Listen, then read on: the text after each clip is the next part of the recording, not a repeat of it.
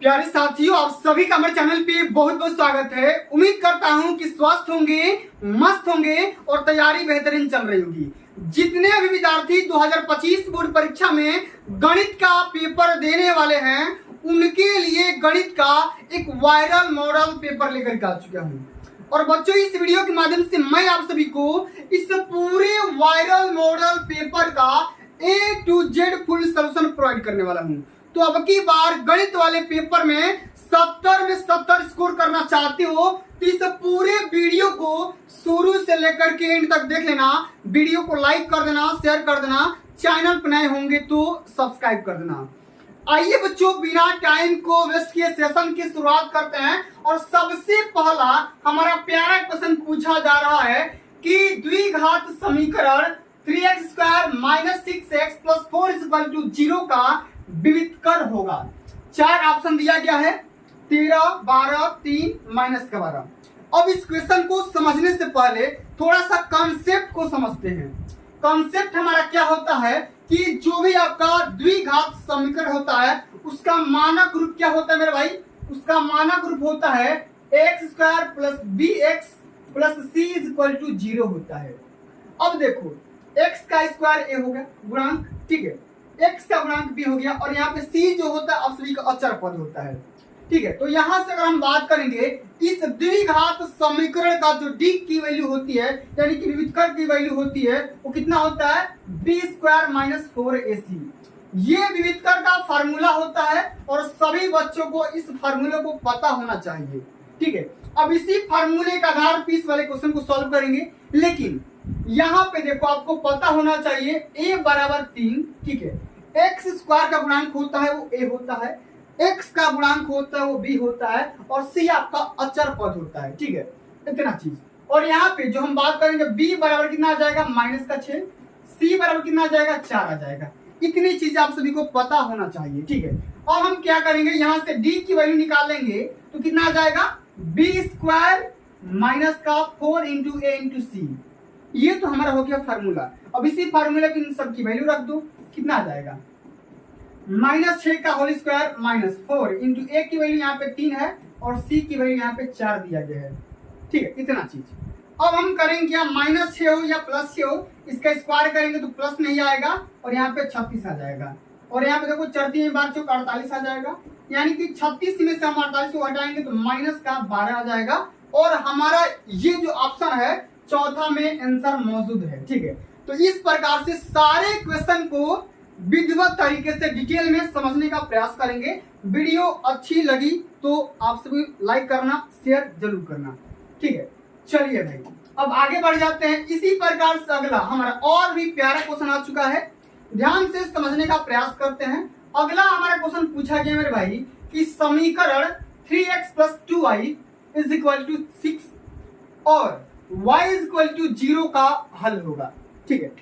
तो भाई ध्यान से समझते हैं, यहाँ पे दो लीनियर इक्वेशन दिए गए हैं, ठीक है। एक हमारा क्या है, एक हमारा है 3x + 2y = 6 है। इसको हम इक्वेशन फर्स्ट मान लेते हैं। और यहाँ पे दिया गया है y = 2, 0, इसको हम इक्वेशन सेकंड मान लेते हैं। बच्चों करेंगे क्या, हम y का मान समीकरण 1 में रख देंगे, हमें x की वैल्यू पता हो जाएगी, यही तो निकालना है। तो कितना आ जाएगा? 3x + 2 × 0 = 6, ठीक है। तो कितना आ जाएगा? 3x + ये 0 आ जाएगा = 6 आ जाएगा। तो 3x बराबर कितना आ जाएगा मेरे भाई? 6। तो x बराबर कितना आ जाएगा? 6/3। अब यहाँ से काट दोगे, भाग कर दोगे तो x की वैल्यू तो 2 आ गई। आपको करना क्या है, आपको x और y दोनों की वैल्यू बताना है। तो x का देखो, ये हो गया x, ये हो गया y। तो x की वैल्यू 2 आ गया और y का वैल्यू पहले से दिया गया है 0। तो 2, 0 आ जाएगा, यानी कि कितना आ जाएगा? ऑप्शन नंबर हमारा पहला में दिया गया है। कितना में दिया गया है? पहला में ही दिया गया है, ठीक है। आइए अब अगला हमारा क्वेश्चन क्या है, ध्यान से समझते हैं। बहुत ही प्यारा क्वेश्चन है, ठीक है, ध्यान से समझने का प्रयास करते हैं। और स्टैटिक का क्वेश्चन है, कह रहा है कि 1 से लेकर के 10 तक की धनात्मक सम संख्याओं का समांतर माध्य क्या होगा, आपको बताना है। अच्छा भैया, समांतर माध्य का फार्मूला अगर हम बात करेंगे, एक चीज मैं आपको बता दे रहा हूं, ध्यान से समझना, ठीक है। लिखेंगे n तक n तक की सभी सम संख्याओं का समांतर माध्य। ठीक है, साथ में लिख दिया। समांतर माध्य कितना होगा, तो फार्मूला हो जाएगा n+2/2। या तो आप ये भी कर सकते हो कि n/2+1। ये भैया आप सभी को फार्मूला पता होना चाहिए मेरे भाई। ठीक है, ये फार्मूला पता होना चाहिए। अगर बाय द वे फार्मूला पता नहीं होता है तो आप आसानी से इसको सॉल्व कर सकते हो। सॉल्व कैसे कर सकते हो मैं आपको बता दे रहा हूं। समांतर माध्य का फार्मूला क्या होता है, एक और बता दे रहा हूं। क्या होता है, कुल संख्याओं का योग, कुल संख्याओं का योग बटे में कुल संख्या। ठीक है, इतना चीज।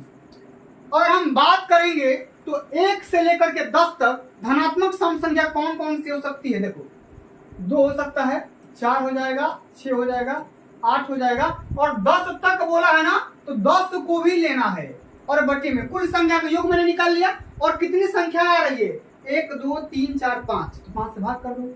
अब इसको जब जोड़ेंगे कितना आ जाएगा, 2 4 6 6 12 12 20 10 30, यानी कि 30/5। और 30/5 कितना आ जाएगा, 6। कितना आ जाएगा, 6। ऑप्शन डी में दिया गया है। अगर आप इस तरीके से नहीं करना चाहते हैं, फार्मूला पे करना चाहते हैं, तो फार्मूला पे अप्लाई कर दो। कितना आ जाएगा, 10 n का मान 10, 10 + 2/2 कितना आ जाएगा, 12/2, मतलब कि 6। यहां से भी आपका कितना आ जाएगा, 6 आ जाएगा। तो दोनों मेथड में से कोई एक मेथड अप्लाई कर देना, पेपर में पक्का नंबर मिलेगा, एक भी नंबर नहीं कटेगा। टॉपर बनना चाहते हो, माँ बाप के सपनों को साकार करना चाहते हो, तो वीडियो को एंड तक देखना, चैनल को सब्सक्राइब करना, वीडियो को लाइक करना मत भूलना। अच्छा लगे तो कमेंट जरूर करना। ठीक है, चलिए मेरे भाई, अगला हमारा क्वेश्चन दिया गया कि यदि त्रिभुज एबीसी में AB बराबर 6 सेंटीमीटर, देखो ये 6√3 है, 6√3 सेंटीमीटर, AC बराबर 12 सेंटीमीटर, BC बराबर 6 सेंटीमीटर, तो एंगल B का मान क्या होगा आपको बतानी है। ध्यान से समझिएगा मेरे भाई। देखो यहां पे कोई त्रिभुज है, ठीक है, इस प्रकार का कोई त्रिभुज है, इसका ए बी और देखो इसको हम मान लेते हैं मेरे भाई, इसको मान लेते हैं बी, इसको सी और इसको ए मान लेते हैं। ठीक है, इतना चीज। तभी जाकर के AC बराबर ये बड़ा हो जाएगा 12, AB का मान ये है तो 6 सेंटीमीटर, और AC का मान हो गया, और BC का मान दिया है 6। इतना चीज। ये तो हो गया डायग्राम। करना कि आपको एंगल B की वैल्यू पता करना है, ये वाला एंगल। तो भैया हम क्या करेंगे, यहाँ पे पाइथागोरस का प्रमेय लगाएंगे। क्या, पाइथागोरस प्रमेय से। अच्छा, पाइथागोरस का प्रमेय क्या कहता है मेरे भाई, कहता है कर्ण का स्क्वायर मतलब कि AC का स्क्वायर बराबर लंब का स्क्वायर मतलब कि BA का स्क्वायर प्लस में BC का स्क्वायर। ठीक है, ये मैं क्यों कर रहा हूं अभी पता चल जाएगा। ठीक है, तो AC बराबर क्या है, 12 है, तो 12 का स्क्वायर, AB या BA कितना दिया गया, 6 का स्क्वायर, और BC का मान मतलब कि देखो ये 6 नहीं है, 6√3 है। ठीक है, इतना तो कितना हो जाएगा भाई, 6√3 हो जाएगा, 6√3 का होल स्क्वायर प्लस में 6 का स्क्वायर, तो ये कितना आ जाएगा 144।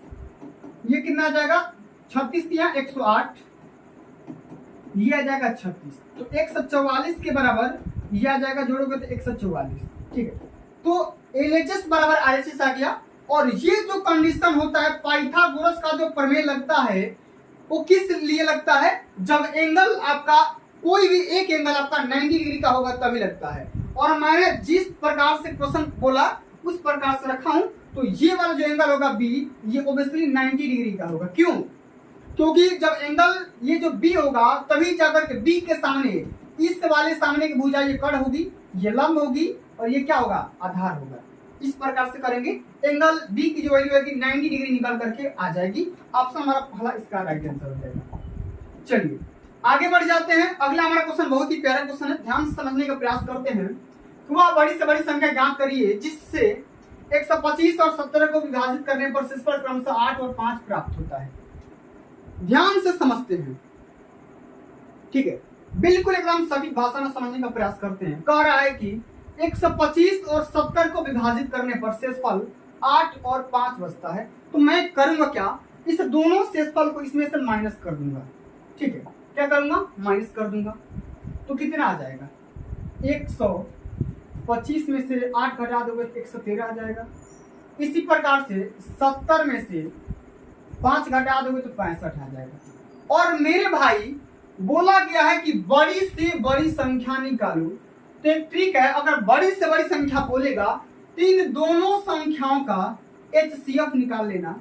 अगर छोटी से छोटी बोलता तो एलसीएम निकालते। ठीक है, तो 113 का 113 होगा, 15 में से 8 या 7 होगा मेरे भाई। ठीक है, थोड़ा सा मिस्टेक है, कोई दिक्कत नहीं है। 117 का और 65 का हम क्या करेंगे, HCF निकालेंगे। तो कितना आ जाएगा, तो देखो 117 बराबर कितना होता है, 3 गुणे 3 गुणे 13, 13 9 117। और 65 बराबर क्या हो जाएगा, 5 गुणे 13। तो भाई HCF क्या होगा, जो दोनों में कॉमन होता है, और दोनों में हमारा कॉमन यहाँ पे क्या दिखाई दे रहा है, 13। यही आपका क्या हो जाएगा, HCF हो जाएगा, जो कि 13 हो जाएगा। क्या हो जाएगा, 13। सेकेंड ऑप्शन बिल्कुल यहाँ पे राइट आंसर हो जाएगा। इस प्रकार से सॉल्व करेंगे। बड़ी से बड़ी बोलेगा तो HCF निकालेंगे, छोटी से छोटी अगर बोल देता तो LCM निकालते। ठीक है, चलिए भाई आगे बढ़ जाते हैं। अगला हमारा क्वेश्चन क्या कह रहा है कि यदि समीकरण x² + kx - 6 = 0 का एक मूल माइनस का 2 है तो k का मान निकालिए। देखो यहाँ पे अगर हम बात करेंगे, कोई भी अगर आप सभी का x² + bx + c = 0, ये अगर द्विघात समीकरण है तो इसके दो मूल होंगे, एक तो होगा अल्फा और दूसरा होगा बीटा।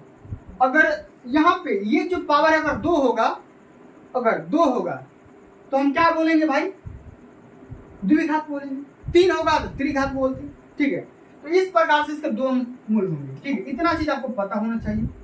हमसे a का मूल दिया गया है और k का मान पूछा जा रहा है, तो जो मूल दिया गया है उसको हम x मान लेंगे और वही हम क्या करेंगे, इसमें रख देंगे। देखो यहाँ पे जो हमारा दिया गया है x² + kx - 6 = 0 दिया गया है।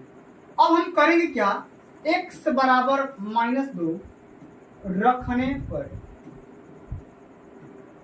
ठीक है, इतना चीज रखने पर अगर रख देते हैं तो क्या हो जाएगा, k का मान आ जाएगा। तो x का मान -2 रखो तो -2 का होल स्क्वायर प्लस का k इंटू -2 -6 बराबर 0। तो कितना आ जाएगा, 4 प्लस या हम लिख देंगे -2k और ये -6 बराबर 0। तो -2k और ये दो कितना आ जाएगा, -2 बराबर 0। तो -2k इसको इधर फेंक दो तो क्या हो जाएगा, 2। तो k बराबर क्या हो जाएगा भाई, 2 बटा में -2। तो k बराबर क्या हो जाएगा, -1। k बराबर कितना आ जाएगा, -1 आ जाएगा। सी ऑप्शन बिल्कुल यहाँ पे राइट आंसर हो जाएगा। ठीक है, चलिए उम्मीद करता हूँ ये भी क्वेश्चन समझ में आ गया। अब आगे बढ़ जाते हैं। अगला हमारा क्वेश्चन क्या दिया गया है कि यदि समचतुर्भुज के विकर्णों की लंबाई 12 सेंटीमीटर और 16 सेंटीमीटर दिया गया है, तो समचतुर्भुज की भुजा की लंबाई कितनी होगी। भुजा, देखो भुजा ये जो डी होगा, डी का जो लंबाई होगा रूट में हो जाएगा विकर्ण का लंबाई, यानी कि d1 का स्क्वायर, या हम इसको लिख सकते हैं ऐसे, l बराबर d1 का स्क्वायर प्लस में d2 का स्क्वायर। ठीक है, l बराबर क्या हो जाएगा, रूट में d1 मतलब मान लो 12 सेंटीमीटर, 12 का स्क्वायर, d2 मतलब 16 का स्क्वायर। तो l बराबर कितना आ जाएगा, रूट में ही ये आ जाएगा 144 और ये आ जाएगा 256। अब दोनों को जोड़ देते हैं तो l की वैल्यू क्या आ जाएगी, रूट में 400। ठीक है, जोड़ दो 400 आ जाएगा। l की वैल्यू क्या आ जाएगी, रूट निकाल दोगे तो 20 आ जाएगा। सेंटीमीटर में दिया गया तो सेंटीमीटर में ही आएगा।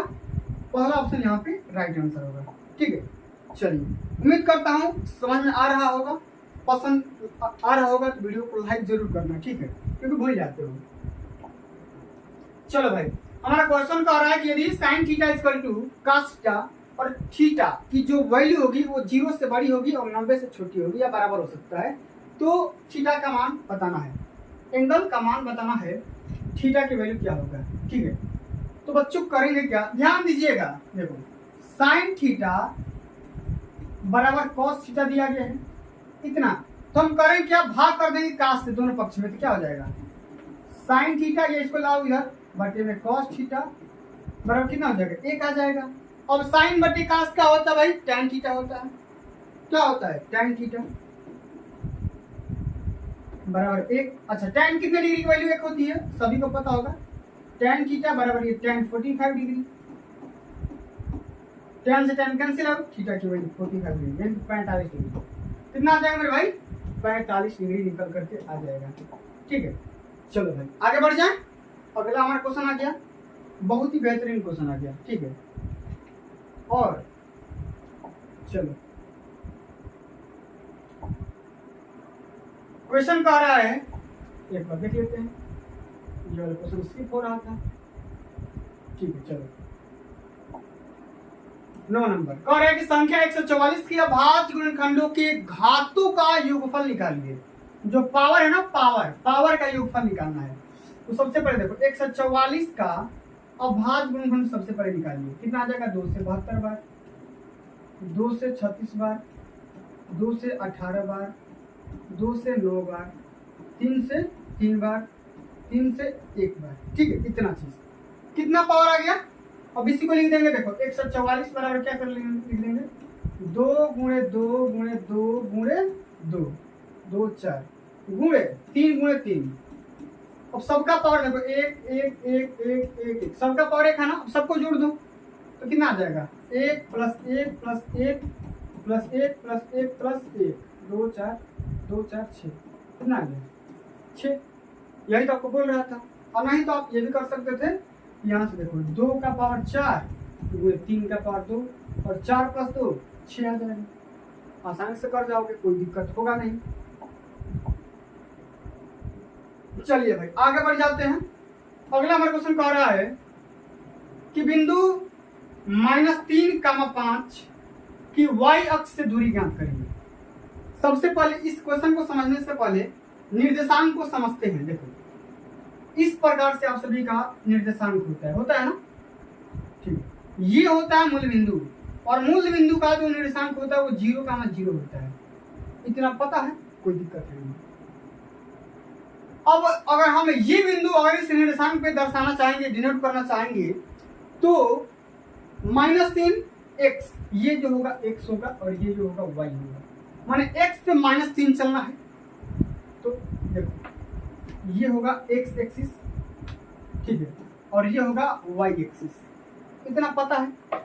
जब हम इस साइड में जाएंगे तो ये हमारा पॉजिटिव होता है, इस साइड में जाएंगे तो ये हमारा निगेटिव होता है, नीचे जाएंगे तो निगेटिव होता है, ऊपर जाएंगे तो पॉजिटिव होता है।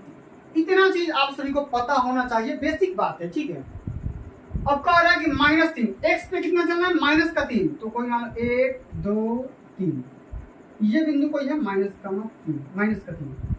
अब y पे कितना चलना है, 5 चलना है। चलो भाई 1 2 3 4 5, बढ़ा के 5 ले लो, ये हो गया 5।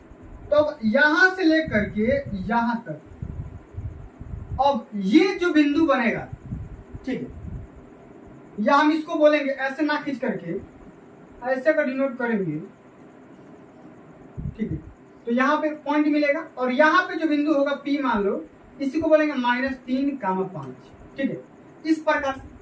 तो आपसे बोल रहा है कि y अक्ष से कितना दूर है, तो मेरे भाई y अक्ष तो ये है, और यहां से अगर हम डिस्टेंस की बात करेंगे तो कितना चलना पड़ रहा है, -3 चलना पड़ रहा है। कितना, -3। तो यही हमारा क्या हो जाएगा, क्या ऑप्शन नंबर पहला ही हो जाएगा। इसी प्रकार से सॉल्व करेंगे। चलिए आगे बढ़ जाते हैं। अगला हमारा क्वेश्चन क्या कह रहा है कि यदि एक वर्गीकृत आंकड़े का माध्य और बहुलक क्रमशः 24 और 12 दिया गया है, ठीक है, तो आपको क्या करना भाई, अरे भाई माध्यिका निकालना है। क्या करना है, आपको माध्यिका निकालना है मेरे भाई। ठीक है, चलो तो हम जानते हैं बहुलक का फॉर्मूला, सभी बच्चों को पता होना चाहिए बहुलक बराबर 3 गुणे माध्यिका माइनस 2 गुणे माध्य, ये होता है फार्मूला। और ये फार्मूला सभी बच्चों को पता होना चाहिए, ठीक है, पता होना चाहिए सभी को मेरे भाई, ठीक है। चलो बहुलक दिया है, बहुलक दिया है कितना, ये वाला बहुलक दिया है 12, तो 12 बराबर 3 गुणे माध्यिका को हम m मान लेते हैं, निकालना ही है, माइनस 2 गुणे माध्य का मान 24 दिया है, 2 गुणे 24, तो क्या हो जाएगा भाई 12 बराबर 3m माइनस 24 गुना 48। अब इसको इधर लाओ, ये इसको इधर लाओ, तो 3m बराबर क्या हो जाएगा, अब इसको जोड़ दो, तो 12 प्लस 48, तो 3m बराबर कितना आ जाएगा 60, काट दो, 20 बार में कट जाएगा, यानी कि m का मान जो माध्यिका होगा उसकी वैल्यू कितना आ जाएगी 20। सी ऑप्शन आप सभी का बिल्कुल यहाँ पे राइट आंसर बन जाएगा, ठीक है। बढ़ जाए आगे, चलो भाई बिल्कुल सिंपल सा क्वेश्चन पूछा जा रहा है, ध्यान से समझने का प्रयास करते हैं। कह रहा है क्वेश्चन की बिंदु 5 माइनस 9, अरे सॉरी 5 9 की y अक्ष से दूरी, सेम से वही वाला क्वेश्चन है। अगर y अक्ष से बोलेगा तो ये हो जाएगा 5 मात्रक, क्या हो जाएगा 5 मात्रक। अच्छा कैसे होगा, तो जब भी मैंने आपको बताया, तो x पे 5 चलो, ये कोई मान लो बिंदु 5 है, y पे 9 चलो तो कोई बिंदु मान लो ये 9 है, दोनों को मिलाओगे तो यहाँ पे कोई पॉइंट मिलेगा, 5 9। अब y अक्ष से पूछा जा रहा है कितना दूर है, ये 5 ही तो दूर है, 5 मात्रक, क्या आ जाएगा 5 मात्रक। चलो आगे बढ़ जाते हैं। क्वेश्चन कह रहा है 13 नंबर कि sine square 18 degree minus cos square 72 degree की वैल्यू आपको बताना है, मान बताना है। तो मेरे प्यारे भाई ध्यान से एक बात समझू, अगर मैं बात करूंगा साइन 90 प्लस माइनस थीटा की वैल्यू होगी, वो कॉस थीटा तो हो जाती है, मतलब कि साइन 90 प्लस माइनस थीटा में कास तो हो जाता है, लेकिन अगर मैं साइन, अगर मैं 90 माइनस करता, यहाँ पे देखो सुनो, अगर मैं साइन 90 माइनस थीटा करता तो कास थीटा होगा, ठीक है। इसी को मैं कन्वर्ट कर दूंगा साइन 90 माइनस 18 या साइन 90 माइनस 72 कर दूंगा, तो कितना आ जाएगा। अब देखो 90 में से 72 घटाओगे तो साइन 18 की मान आएगा ना, आएगा कि नहीं आएगा, इतना आएगा। अब इसी के जगह पे मैं लिख सकता हूँ कास 72, लिख सकता हूँ कि नहीं लिख सकता हूँ, एक बार कमेंट करके बताओ, लिख सकता हूँ। अब जब मैं इसका स्क्वायर करूंगा इसका भी स्क्वायर कर सकता हूँ, कोई मान में अंतर होगा नहीं। तो साइन, अगर इसी को मैं लिख दूंगा साइन स्क्वायर 18 डिग्री बराबर कॉस स्क्वायर 72 डिग्री। अब इसके जगह उसको रख दो, चाहे उसके जगह इसको रख दो। देखो हमसे क्वेश्चन कह रहा है कि sine square 18 sorry cos square 72, इसके जगह पे रख दो उसको, तो cos square 72 minus cos square 72 cut कर कितना आ जाएगा 0 आ जाएगा, कितना आ जाएगा 0। सेकेंड ऑप्शन बिल्कुल यहाँ पे राइट आंसर बन जाएगा, ठीक है। चलो आगे देख लेते हैं। यदि दो गोलों के आयतनों का अनुपात 27:64 दिया गया है तो उनके पृष्ठीय क्षेत्रफलों का अनुपात निकालिए। पृष्ठीय क्षेत्रफल का है चाहे क्षेत्रफल का है, मतलब उसका रेशियो बराबर ही आएगा, कोई मान में अंतर होगा नहीं। दो गोला दिया गया ना, देखो आयतन को हम v से डिनोट करेंगे तो v1 बाई v2 की वैल्यू दिया गया कितना 27/64, ठीक है, इतना चीज दिया गया। तो मेरे प्यारे भाई अगर हम बात करेंगे गोला, तो गोला का आयतन क्या होता है 4/3 पाई r3 r1 4/3 पाई r2, ठीक है। तो 4 पाई से 4 पाई 3 कैंसिल है। तो अगर हम बात करेंगे r1/r2 का होल क्यूब बराबर 27/64 दिया गया है। तो अगर मैं बात करूंगा अगर r1/r2 निकालता हूं तो इसका क्यूब रूट निकाल लो तो 3/4 आ जाएगा ना, 3/4 आ जाएगा। आपसे मेरे भाई पूछ रहा है पृष्ठीय क्षेत्रफल, तो इसका वर्ग कर दो, यानी कि पृष्ठीय क्षेत्रफल करोगे तो r1/r2 R2 का स्क्वायर कर दो, क्योंकि भाई क्या होता है 4 पाई R स्क्वायर होता है, R1 स्क्वायर या 4 पाई R2 स्क्वायर। तो ये तो कट जाएगा, R1 बाई R2 बचेगा, इसको मैं लिख दे रहा हूँ R1 बाई R2 का स्क्वायर, 3/4 का स्क्वायर कितना आ जाएगा 9/16, मतलब कि 9:16 कितना आ जाएगा 9:16। पहला ही ऑप्शन बिल्कुल यहाँ पे राइट आंसर होगा। इस प्रकार से सारे क्वेश्चन को सॉल्व करेंगे, ठीक है। चलो आगे बढ़ जाते हैं। यदि कुल प्रेक्षणों के बहुलक तथा माध्य क्रमशः 45 और 27 दिया गया तो माध्यिका का मान निकालिए। तो भाई अभी मैंने आपको क्या बताया कि बहुलक बराबर क्या होता है 3 गुणे माध्यिका माइनस 2 गुणे माध्य, ठीक। इसको हम माध्य लिख दे रहे हैं, ठीक है। चलो तो बहुलक का मान दिया गया है 45, माध्यिका आपको निकालना है, माध्य दिया है 2 गुणे 27, इसको इधर लाओ 45 प्लस 54 बराबर 3 गुणे माध्यिका, ये हो जाएगा 99 बराबर 3 गुणे माध्यिका, कट जाएगा, माध्यिका का मान कितना आ जाएगा 33, कितना आ जाएगा 33 आ जाएगा। बी ऑप्शन आप सभी का बिल्कुल यहाँ पे राइट आंसर बन जाएगा। अब आगे बढ़ जाते हैं। चलो भाई क्वेश्चन कर रहे हैं समीकरण x square minus 2x plus 1 बराबर 0 के मूल होंगे। इस क्वेश्चन को करने का 2 तरीके हैं, कई तरीके से कर सकते हैं, कोई दिक्कत है नहीं, सटीक तरीका बता रहा हूं। x स्क्वायर माइनस का 2x प्लस 1 बराबर 0, तो इसको हम मान लेते हैं a स्क्वायर, यानी कि x square minus 2 into x into, और एक को एक ले रहा हूं, इसको मैं b मान ले रहा हूं, और प्लस b का स्क्वायर, कोनो मान में अंतर, कोनो मान में अंतर ना, ठीक है। तो x square minus 2ab plus b square, यानी कि a square plus b square minus 2ab, ये हो जाएगा a माइनस b का होल स्क्वायर बराबर 0, इतना चीज।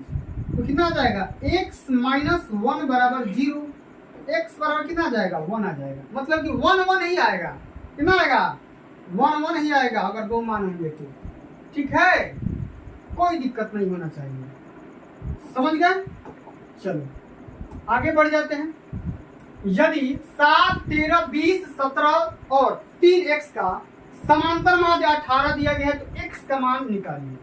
तो मेरे प्यारे भाई मैंने आपको क्या बताया, समांतर माध्य बराबर क्या होता है,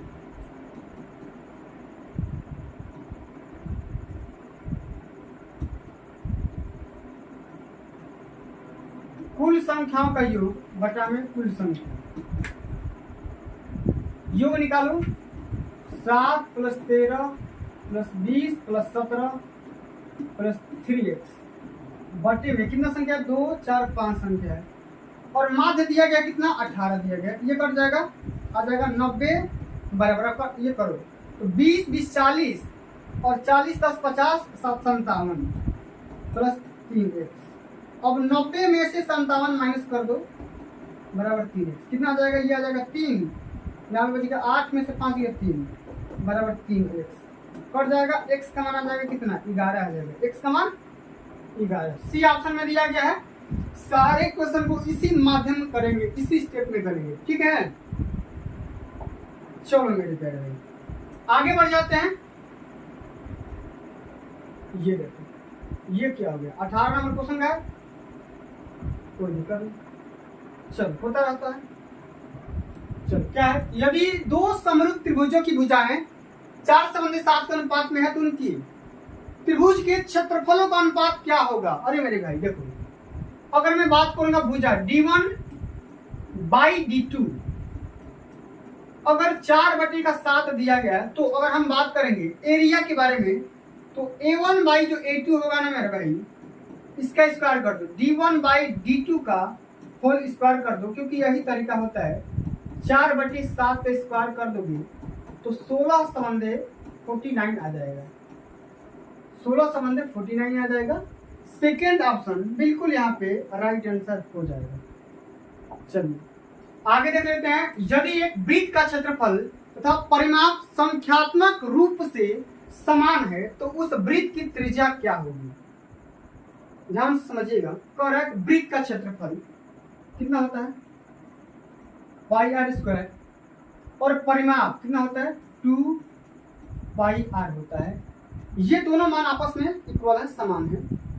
तो हम बात करेंगे पाई से पाई कैंसिल आउट, एक आर से एक आर कैंसिल आउट, तो यहाँ बच गया आर, तो आर बराबर यहाँ बच गया 2, आर बराबर 2, यानी कि उस वृत्त का जो रेडियस होगा, त्रिज्या होगा, ठीक है, वो 2 सेंटीमीटर या 2 मात्रक निकल कर आ जाएगा। ठीक है, इतना कह रहा है कि वृत्त की त्रिज्या, अरे भाई त्रिज्या ही तो निकालना है, 2 मात्रक आ जाएगा। ठीक है, डी ऑप्शन बिल्कुल यहाँ पे राइट आंसर हो जाएगा।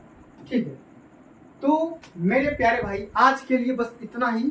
अगर ये वीडियो आप सभी को अच्छी लगी होगी, हेल्पफुल लगी होगी, तो वीडियो को लाइक कर देना, शेयर कर देना, चैनल पर नए होंगे तो सब्सक्राइब कर देना। जल्द मिलते हैं अगली वीडियो में, तब तक के लिए जय हिंद, जय भारत, वंदे मातरम।